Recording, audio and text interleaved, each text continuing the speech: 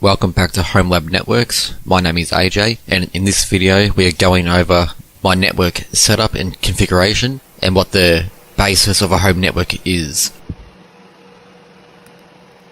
So we start in the lounge room. This is where the internet comes into the house, the DSL line, under the house into the network rack. I'm so happy with how this has turned out so far. So we'll start from the bottom and work our way to the top, and I'll explain each step. Right, so the DSL line comes into this modem here. This is a standard router modem, but I've turned the Wi-Fi off and it just acts as the modem. So this modem provides internet to all my switches, which then provides internet to the patch panels, giving me internet and network access across my entire house and all my devices, including the CCTV there, and the NAS next to it, and the optic plex. So the modem goes into the two TP-Link switches, which is showing right now, and then the two TP-Link switches connect to the separate patch panels, and then that gives me the internet connection for my patch cables for my servers and other white devices I have in the house.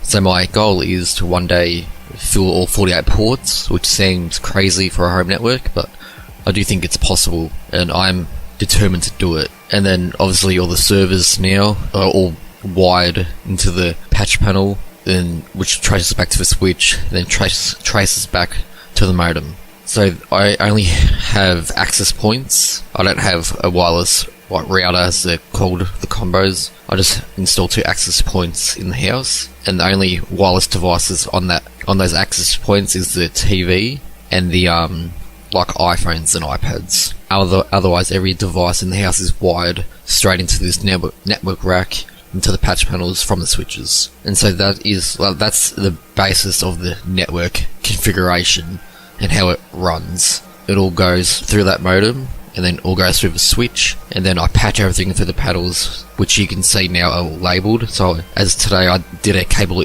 installation, and because everything was labelled and documented, I knew which cable to pull out so no random devices would lose connection and go down, because I have my devices uptime 24/7 if possible. But that's my basic network configuration, which is like the standard for a home network. A lot of people just use the router switch combo, which I don't like. Every device that's doing 3 jobs at once, I believe you need to have a separate switch, router and modem. So now this is the first access point, which goes to this Ethernet port, which runs back to the cabinet, and then back to the patch panel and switch, which gets the connection from the modem. Here I'm planning to hardwire this TV with Ethernet, because I just like to hardwire everything I possibly can. Now this is the second access point. I don't need 2 access points, I just like the idea of having 2 access points. And that's a still spare Ethernet cable that I just have there, just in case I get another computer. Now the software side, this is my TP-Link router,